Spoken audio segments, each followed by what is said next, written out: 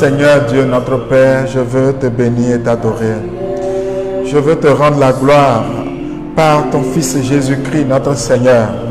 C'est par lui que tu nous as donné la vie. C'est par lui que tu nous as communiqué la vie nouvelle. C'est grâce à lui, ton Fils, notre Seigneur Jésus-Christ, que tu nous as fait le don de l'Esprit Saint.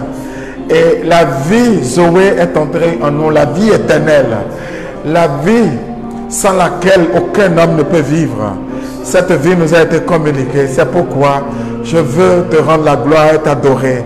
Élever ton nom sur ce monde et sur cette humanité qui gémit en ce moment sous le poids du Covid-19, mais qui la vaincra parce que tu es avec elle, parce que tu es avec chaque homme. Père, reçois l'adoration, reçois la gloire. Merci Père, merci Père, merci Père. Alors, frères et sœurs bien-aimés, vous qui nous recevez en direct, soyez bénis aussi pour ce temps que nous allons partager, qui est un temps de grâce. Et dimanche passé, pour ceux qui ont vu l'élément, je parlais de ce magnifique test, le test de la résurrection de Lazare, qui est un test, l'un des tests les plus puissants de la Bible. C'est l'un des tests les plus grands de la Bible, frères et sœurs. C'est des tests les plus riches de la Bible parce que lorsque Jésus, on entend, d'ailleurs ce n'est pas fréquent d'entendre et de voir, qu'on dise que Jésus a frémi et il a pleuré. Je pense que c'est la seule fois qu'on a vu Jésus pleurer, c'était donc devant la tombe, devant la mort de Lazare. Il y avait beaucoup de Juifs. Il y avait les sœurs de Lazare, Marthe et Marie. Et Jésus a pleuré. On dit dans Jean 11, 35, et Jésus pleura. Jésus a coulé des larmes. Et donc c'est un passage très important. Et je disais que quand on parle de la résurrection, nous avons une mauvaise conception de la résurrection. Et cette conception fait que beaucoup de chrétiens vivent mal leur foi, ne rendent pas compte. Et à cause du fait qu'ils ne rendent pas compte de leur foi, ils ne deviennent pas des chrétiens. Il dit que leur vie n'apparaît pas vraiment, n'apparaît pas fortement. Leur vie n'est pas conforme à l'appel qu'ils ont reçu. C'est pourquoi j'ai voulu partager avec vous ce qui suit. Bien-aimés, regardez quand Marthe a rencontré Jésus. Marthe a appris que Jésus, si tu avais été ici, mon frère, mais à Dieu, Dieu te l'accordera. Et Jésus lui dit, ton frère ressuscitera. Marthe répond, je sais, résurrection au dernier jour. Il y a beaucoup de personnes qui croient comme Marthe. Sur le plan théologique, quand on parle de l'eschatologie, il y a le jugement dernier. Mais il y a aussi le jugement immédiatement après la mort de chacun. Mais ce n'est pas en ce moment-là seulement qu'on parlera de la résurrection. D'ailleurs, Jésus répond, moi je suis la résurrection. Depuis que Jésus, le Verbe de Dieu, a pris chair et au milieu des hommes, la résurrection en odeur de sainteté avec Dieu, avant Jésus. Et donc, depuis que Jésus, en étant très gentil avec les prêtres ne sont pas Dieu, ils n'ont pas des instruments pour montrer qu'ils attendent les derniers moments de ma vie. D'ailleurs, combien on n'entend pas beaucoup de chrétiens dire, ben, je vais faire le sacrement de mariage quand je sentirai maintenant que je suis vieux. Quand je sentirai que bon, ça y est, je ne pourrai plus faire du désordre, je vais faire mon sacrement de mariage. Beaucoup de chrétiens attendent donc de sentir que dans ces conditions, afin qu'ils ne se perdent pas, parce que Dieu aime tous ses enfants et ne veut en perdre aucun. Mais aujourd'hui, si je partage la résurrection, c'est pour que chacun de nous puisse se réveiller. Et Jésus dit à Marthe, je suis la résurrection. Parce que quand vous regardez, Jésus est le nouvel Adam. Regardez l'ancien Adam. L'ancien Adam, il il est créé. Le Seigneur, on dit, le Seigneur a fait la terre, il a soufflé la laine de vie. La laine de vie est entrée. Et Adam et Ève pouvaient rencontrer Dieu. Dans la brise légère, le Seigneur visitait. Il y avait une communion. Mais le chapitre 3 du livre de la Genèse, qui parle de l'intervention du péché, a tué Adam. Et donc le vrai Adam est mort. Et il est ressuscité en Jésus. Parce que depuis le péché, justement, la vie de Dieu a quitté Adam. Et donc, Adam était conduit simplement par son âme. Et il est soumis aux lois naturelles, uniquement aux lois naturelles, ce qui ne peut pas sauver. Et il était donc mort. Il est mort. Et la vie est venue par le nouvel Adam. Alléluia. C'est Jésus-Christ. Jésus-Christ est le nouvel Adam. Voilà pourquoi Saint Paul, dans la lettre aux Corinthiens, on pourrait lire 1 Corinthiens 15, à partir du verset 45. Il dit, le premier homme, Adam, a été fait âme vivante. Mais le dernier Adam, c'est donc Jésus-Christ, esprit vivifiant. Regardez ce qu'il dit. Le premier Adam a été fait âme vivifiante, bien-aimé de Dieu. C'est-à-dire, c'est un être doué de vie par son âme. Le premier Adam est un être doué de vie par son âme, c'est-à-dire qu'il vit sous l'emprise de son âme. Mais le nouvel Adam, Jésus-Christ, lui vit sous l'emprise de l'esprit. Il y a donc quelque chose d'extraordinaire. La venue de Jésus-Christ nous fait passer de la vie dans l'âme à la vie dans l'esprit. Il se fait que tous ceux qui sont sous l'emprise de leur âme et qui ne sont pas passés de la vie de l'âme, donc ce que Saint Paul appelle la vie dans la chair, à la vie dans l'esprit, ils ne sont pas ressuscités. Et donc la résurrection est actuelle, bien-aimé de Dieu. Celui qui est ressuscité, c'est celui qui est passé de la vie de la chair à la vie de l'esprit. On dit encore, en d'autres termes, il est passé des ténèbres à la lumière.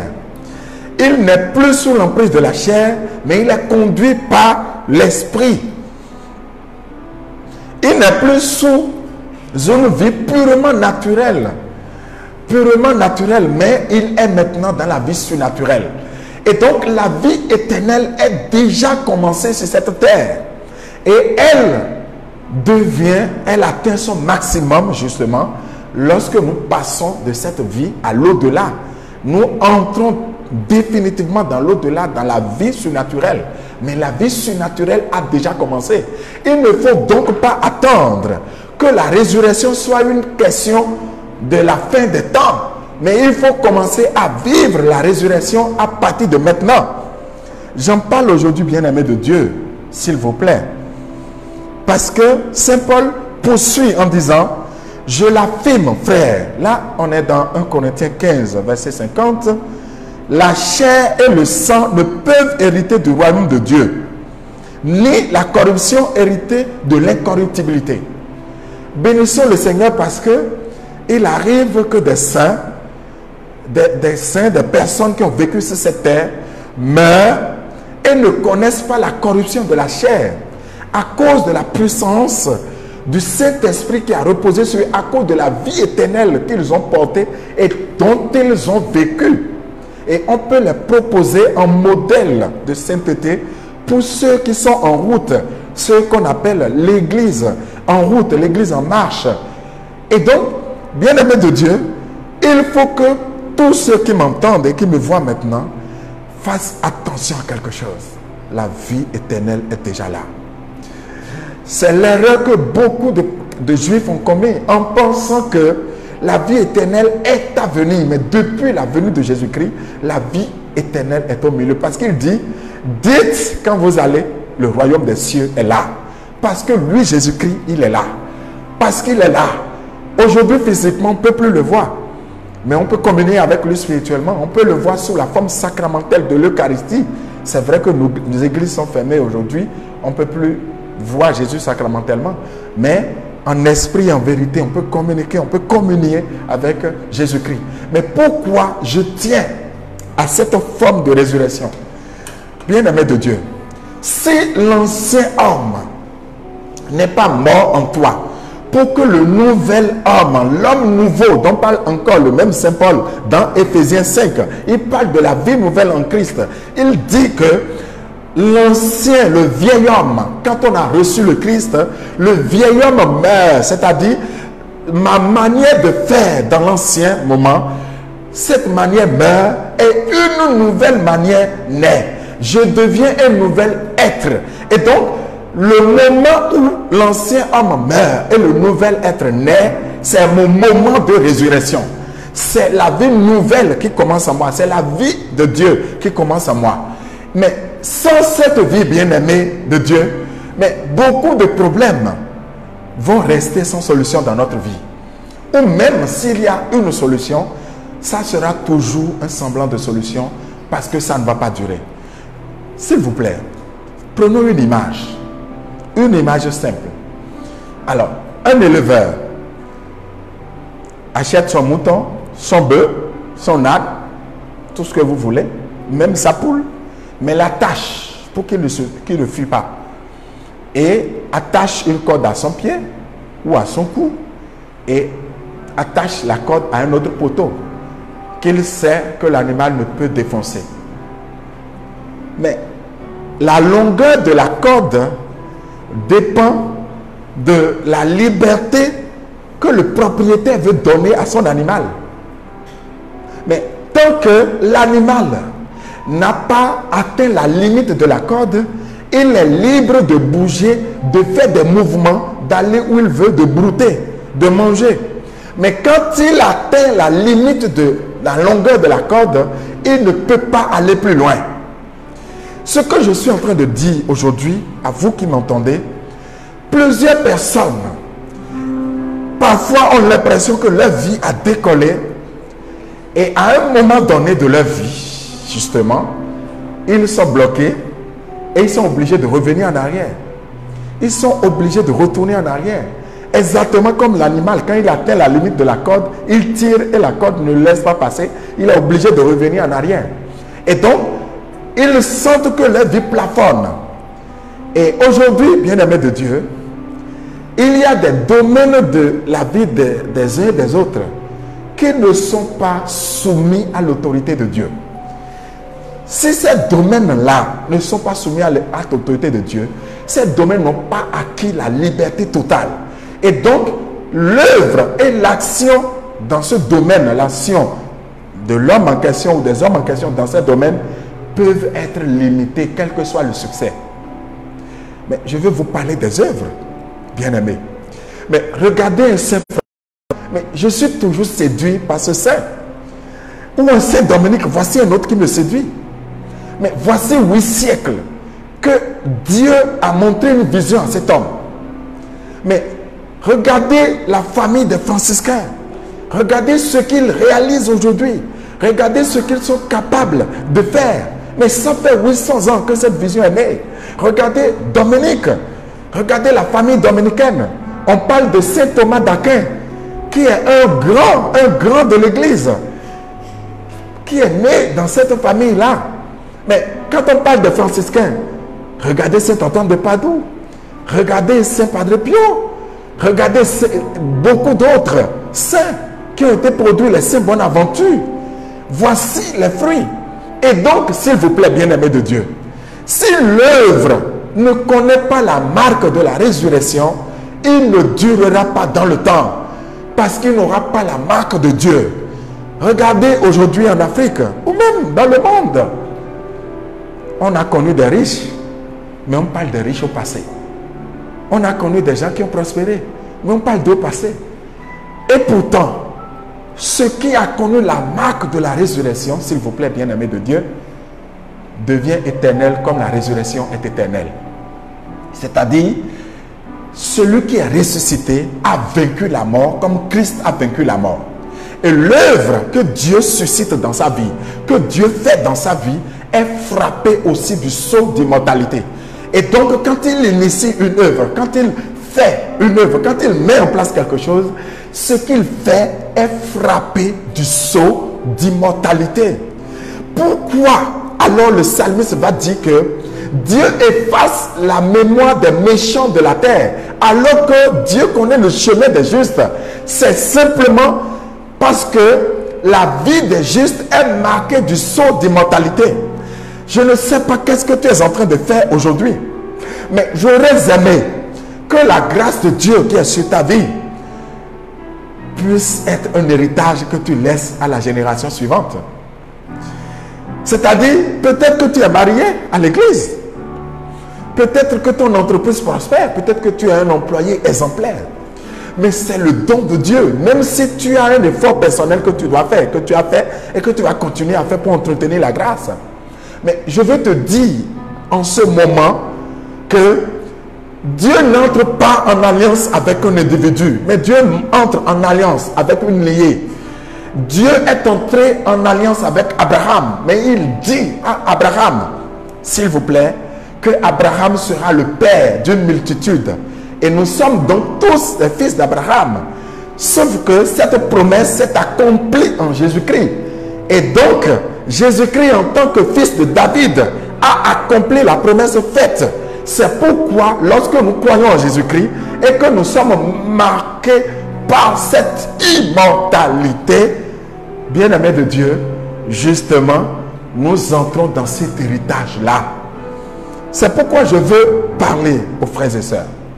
Regardez quand dans la lettre de Saint Jean, 3 Jean, on dit « Je souhaite que tu prospères à tous égards comme prospère l'état de ton âme. » En fait, l'âme qui est désormais sous l'emprise de l'Esprit de Dieu, cette âme est ressuscitée. Et donc, cette âme ressuscitée, en qui on n'a plus les œuvres de ténèbres, la colère, l'emportement, le vol, l'adultère, l'alcoolisme, etc., etc. Mais cette âme devient une âme ressuscitée. Et on pourra parler de paix, de bonté, de bienveillance, de longanimité, etc. qui habiteront désormais cette âme. C'est cette âme-là qui va faire maintenant prospérer parce qu'elle a la prospérité spirituelle. Elle va faire prospérer maintenant matériellement la personne justement qu'elle incarne. Bien-aimé de Dieu, si ce n'est pas le cas, quelle que soit la puissance de ta richesse, elle va s'écrouler. Tu n'iras pas loin.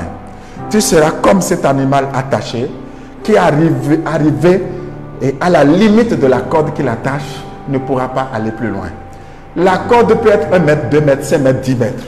Toujours est-il qu'il y aura une limite. Mais lorsque tu es marqué du sceau de l'immortalité, parce que ton âme prospère, parce que tu es vraiment ressuscité d'entre les morts, voici que tu n'as plus de limite. Parce que dans le surnaturel, justement, il n'y a plus de limite. Rien n'est impossible à Dieu. Et rien n'est impossible à celui qui est en Dieu. Tout devient possible à celui qui croit, dit Jésus-Christ. Et donc, à partir du moment, bien-aimé de Dieu, où ton âme prospère, ta vie a changé.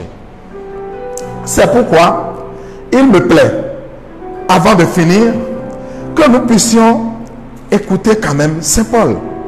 C'est sa prédication. J'ai eu envie de vous lire. Je n'ai pas eu envie de paraphraser, mais j'ai envie de lire ce que Saint Paul a dit dans l'Épître aux Éphésiens, chapitre 4, 5. Il dit, chapitre 4, et ça va continuer avec le chapitre 5. Je vous dis donc, et vous ajoute dans le Seigneur, de ne plus vous conduire comme le font les païens, avec leurs vains jugements et leurs pensées enténébrées. Ils sont devenus étrangers à la vie de Dieu, à cause de l'ignorance qu'a entraîné chez eux l'endurcissement du cœur et leur sens moral une fois émoussé. Ils se sont livrés à la débauche, au point de perpétrer avec frénésie toutes sortes d'impuretés. Mais vous, ce n'est pas ainsi que vous avez appris le Christ. Si du moins vous l'avez reçu, si vous avez reçu le Christ dans une prédication et un enseignement conforme à la vérité qui est en Jésus-Christ, à savoir qu'il vous faut abandonner votre premier genre de vie et dépouiller le vieil homme qui va se corrompant au fil des convoitises décevantes pour vous renouveler par une transformation spirituelle de votre jugement et revêtir l'homme nouveau, écoutez bien, qui a été créé selon Dieu. La résurrection, c'est de redevenir l'homme que Dieu a créé avant, c'est-à-dire devenir la personne que tu étais avant la marque du péché. C'est celui en qui la marque du péché s'est affaiblie et ne s'exprime plus. Et tu deviens donc l'homme nouveau. C'est retrouver qui tu es. L'homme à qui Dieu a dit, c'était très beau. C'est cet être que je veux que tu retrouves aujourd'hui. Il dit dès lors, plus de mensonges. Que chacun dise la vérité à son prochain. Ne sommes-nous pas membres les uns des autres? Emportez-vous, mais ne commettez pas le péché. Que le soleil ne se couche pas sur votre colère. Il ne faut pas donner prise au diable. Que celui qui volait ne vole plus. Qu'il prenne plutôt la peine de travailler de ses mains. De votre bouche ne doit sortir aucun mauvais propos. Ensuite, il dit, ne contristez pas le Saint-Esprit. Il continue en disant, aigreur, emportement, colère, clameur, outrage. Tout cela doit être extirpé de chez vous, avec la malice sous toutes ses formes. Il continue, montrez-vous au contraire bons et compatissants, les uns pour les autres, vous pardonnant mutuellement comme Dieu vous a pardonné. Si tu t'appelles Jacques, il faut que tu retrouves le Jacques en Dieu avant le péché. C'est ça la résurrection. Il faut que tu redeviennes le Jacques en Dieu. C'est-à-dire, c'est pour ça d'ailleurs qu'au baptême, on change de nom. Pour marquer que c'est une vie nouvelle. C'est une nouvelle personne. Ce n'est pas physique, mais c'est spirituel. Saint Paul parle de revêtement. Il parle de revêtement, s'il vous plaît. Revêtir le Christ, ça veut dire devenir, avoir le caractère du Christ, devenir vraiment image du Christ, qui lui est l'image du Père. Et donc, devenir image du Père, qui lui a son projet originel de nous faire à son image et à sa ressemblance. Bien-aimé de Dieu, je veux te regarder droit dans les yeux et te dire quelque chose. Si tu es dominé par l'alcool, par la cigarette, par la colère, l'orgueil, la prostitution, le vol, le détournement, et tout ça, ce n'est pas toi, c'est le vieil homme ça. Le jour où tu iras pleurer sur le Christ en disant, Seigneur, donne-moi la force de quitter cette vie et que tu vas finir par devenir une personne qui ne vole plus, qui ne ment plus, qui ne détourne plus, qui est honnête, qui est droit, qui ne se met plus en colère, qui pardonne quand on l'offense. Tu es ressuscité. Ce que je souhaite pour toi, c'est que tu sois ressuscité. Regardez Saint Paul. Regardez Saint Paul, bien-aimé de Dieu. Saint Paul, Saul est mort, mais Paul est ressuscité. Alléluia. Saul est mort, mais Paul est ressuscité. Et écoutez ce que Paul lui-même, il dit. Il dit, béni soit le Dieu. Là, je suis dans Ephésiens 1. Béni soit le Dieu et Père de notre Seigneur Jésus-Christ, qui nous a bénis par toutes sortes de bénédictions spirituelles aux cieux dans le Christ. C'est ainsi qu'il nous a élus dès avant la fondation du monde pour être saints et immaculés en sa présence dans l'amour. Et donc Paul est le nom qu'il a reçu en Dieu. Mais quand il est né, il a vécu la vie de Saul. Quand il a rencontré le Christ et que sa vie a changé, il est devenu Paul. Simon est devenu Simon-Pierre. Et donc, si tu portes un nom nouveau, il faut que ta vie soit une vie nouvelle. Il faut que ta vie soit vraiment ressuscitée. Mais comment pourrions-nous aller, bien-aimés de Dieu? Ce n'est pas le don du Saint-Esprit. C'est le Saint-Esprit qui peut réaliser en nous le caractère de Dieu. C'est le Saint-Esprit qui nous convainc en matière de jugement. On a parlé de jugement tout à l'heure. de renouvellement du jugement. C'est le Saint-Esprit qui est venu nous convaincre du jugement. C'est lui qui a fait que le chaos est devenu ordonné. C'est lui qui était là au début. C'est à lui que je veux rendre la gloire. Je veux rendre gloire au Saint-Esprit pour son œuvre de sanctification. C'est le Saint-Esprit qui nous conduit dans toute la vérité. C'est le Saint-Esprit qui forme Dieu en nous.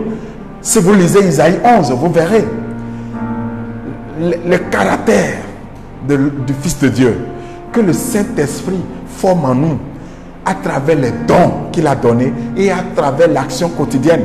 Mais il ne le fait pas par magie. Il le fait avec notre collaboration. Saint Paul dit dans Romains 8, à partir du verset 11, « Si l'Esprit qui a ressuscité Jésus-Christ d'entre les morts habite en vous, celui qui a ressuscité Jésus-Christ d'entre les morts donnera la vie à vos corps mortels. » Ce qu'il est en train de dire, ne croyez pas à une œuvre de la fin des temps. C'est une œuvre actuelle. C'est maintenant que tu as besoin de changer de vie. C'est maintenant que tu as besoin de soupirer à une nouvelle vie. Concernant ton mariage, concernant ton commerce, concernant ta vie familiale, concernant ta vie politique, concernant ton engagement tout court dans la société et dans l'église. Tu as besoin d'apporter du nouveau. Tu as besoin qu'il y ait un souffle nouveau. Et tu as besoin donc du Saint-Esprit pour le réaliser. L'erreur des chrétiens, c'est de croire qu'ils sont déjà arrivés. La conversion est une œuvre de tous les jours. Elle doit être permanente. Je dois me remettre en cause tous les jours. Je dois accepter que le Saint-Esprit transforme et transfigure ma vie afin que je sois déjà ressuscité. Et c'est l'être nouveau. Ressuscité parce que ayant rencontré le Christ, ayant reçu le Saint-Esprit, c'est lui qui au dernier jour ressuscitera avec un corps spirituel. Alors qu'il avait un corps psychique, il aura maintenant un corps spirituel. Parce que dit Saint Paul dans 1 Corinthiens 15, s'il y a un corps psychique, c'est qu'il y a un corps spirituel. Or, je vous souhaite que par le don du Saint-Esprit, vous puissiez avoir un corps spirituel. Ne néglige pas ce que je suis en train de te dire. C'est pourquoi vous voyez, tout ce qu'on appelle hôtel et autres, ça ne fonctionne pas sans la méchanceté. En réalité, le méchant, ne pensez pas d'abord à quelqu'un qui tue, qui fait mal. C'est tous ceux qui se mettent en marge de la volonté de Dieu. Si tu enlèves un domaine de ta vie et tu refuses que Dieu entre dans ce domaine ne prospérera pas. Et le risque existe que sa non-prospérité affecte les autres domaines de ta vie. Je veux dire à quelqu'un aujourd'hui, je ne sais pas sous l'emprise de quoi tu es, mais je veux te dire que tout est possible pour toi à partir de maintenant. Tu peux crier vers le Seigneur. Tu peux crier vers le Seigneur. Tu peux crier vers le Seigneur et dire, Seigneur, je veux que tu me sauves. Je veux que tu me sauves. Je veux que tu viennes en aide pour que je ne puisse pas défaillir, pour que je puisse être sauvé. Je veux que tu pleures ton péché. Je veux que tu te mettes à genoux et que tu demandes pardon à Dieu pour tes péchés. On va prendre, Seigneur, tu nous as traités.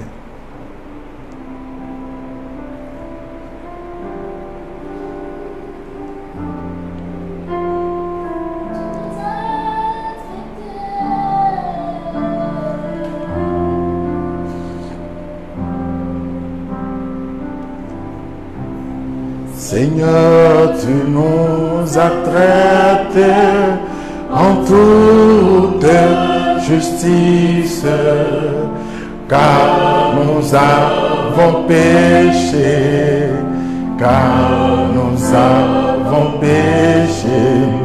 Seigneur, tu nous as traités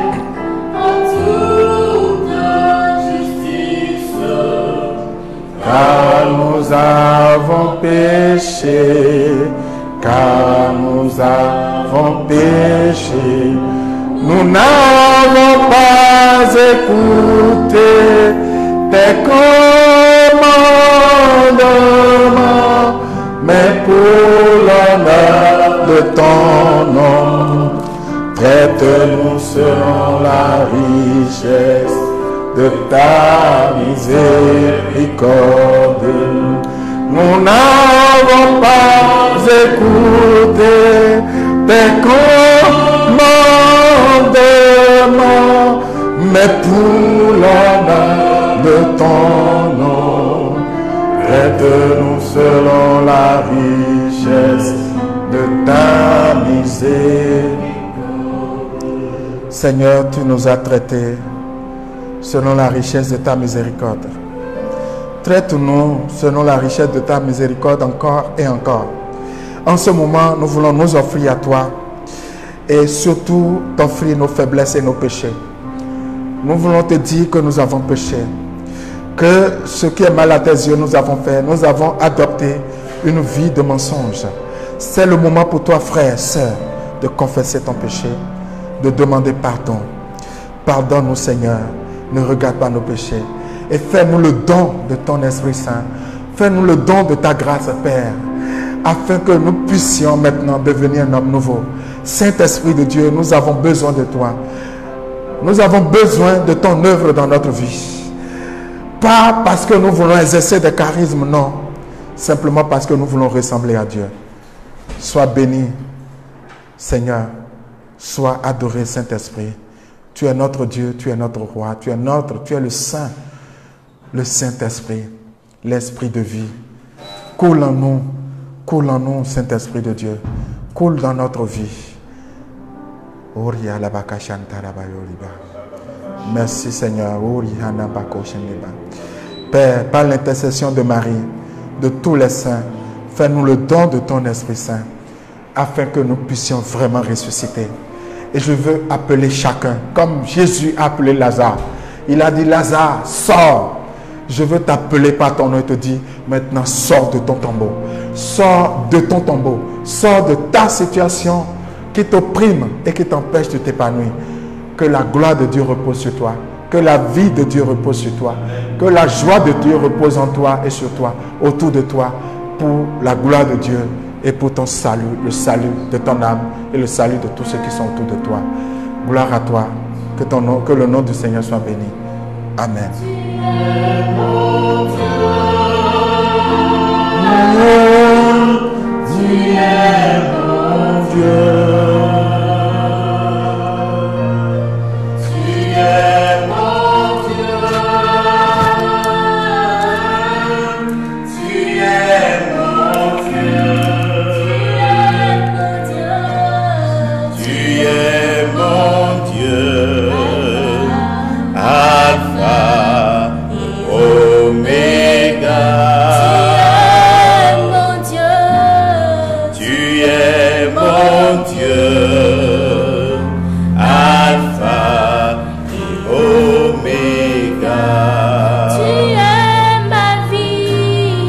Tu es ma